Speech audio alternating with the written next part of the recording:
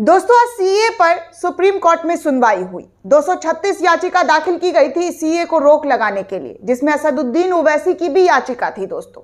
और इन तमाम याचिका पर सुनते हुए, जी हां, इन तमाम याचिका को सुनते हुए सुप्रीम कोर्ट ने केंद्र सरकार को नोटिस भी जारी कर दिया है। इस पर जवाब दाखिल करने के लिए केंद्र सरकार ने समय मांगा था, लेकिन सीजीआई ने साफ कहा कि नहीं, इतना समय हम आपको नहीं दे सकते हैं।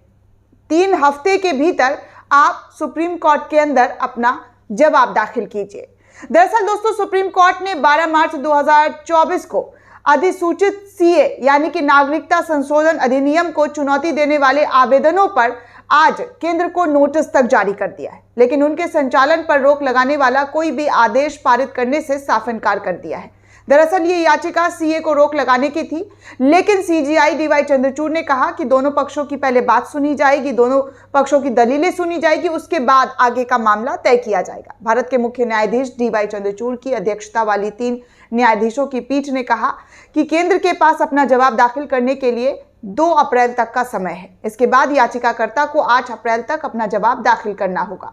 पीठ ने न्यायमूर्ति जेबी पारदीवाला और न्यायमूर्ति मनोज मिश्रा भी शामिल हैं। इस बेंच के जो हिस्सा है उसमें जेबी पारदीवाला और न्यायमूर्ति मनोज मिश्रा जैसे लोग, जस्टिस जो है वो शामिल है। उन्होंने कहा कि पीठ 9 अप्रैल को मामले की अगली सुनवाई करेगी। सीए को चुनौती देने वाली 236 याचिकाएं और इसके नियमों को चुनौती देने वाली 20 याचिकाएं दाखिल की गई थी। इसी पर सुप्रीम कोर्ट सुनवाई कर रहा था। सुनवाई के दौरान केंद्र की ओर से पेश हुए सॉलिसिटर जनरल तुषार मेहता ने मुख्य न्यायाधीश डीवाई चंद्रचूड़ की अध्यक्षता वाली पीठ को बताया कि सीए किसी भी व्यक्ति की नागरिकता को नहीं छीन सकता है।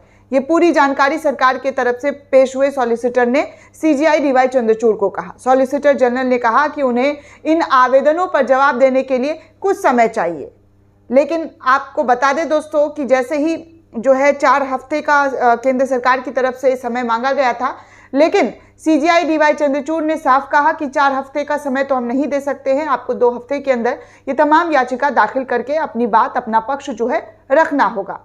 आगे जो मेहता है उन्होंने ये साफ किया कि अधिनियम और नियम किसी भी व्यक्ति की नागरिकता नहीं छीनता है, इससे किसी को कोई खतरा नहीं। ऐसे कोर्ट में दलील केंद्र सरकार के वकील की तरफ से दिया गया। कोई नया व्यक्ति भी नहीं, इस कानून के तहत किसी को भी कुछ नहीं होगा और न केवल 2014 से पहले आए लोगों पर ही विचार किया जा रहा है।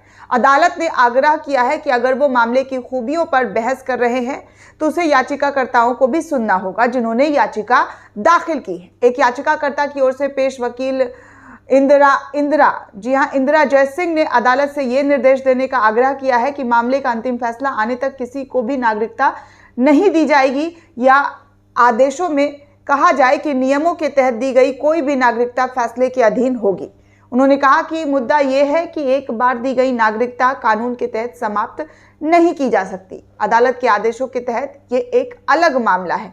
इस तरीके की कोर्ट के अंदर दलीलें चली। हालांकि अदालत ने इस अनुरोध पर कोई भी आदेश अभी पारित करने से साफ तौर पर इनकार कर दिया है। उन्होंने ऐसा कोई फैसला नहीं लिया है कि इस पूरे मामले को, इस पूरी प्रक्रिया को जो है रोक दिया जाए। सीजीआई ने कहा कि उनके पास बुनियादी ढांचा भी नहीं है।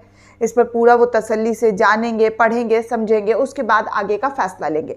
जिला अधिकारी प्राप्त समिति, केंद्रीय अधिकारी प्राप्त समिति, कुछ भी उनके पास मौजूद नहीं है जिसके तहत वो आनन फानन में सीए नोटिफिकेशन को रोक दे।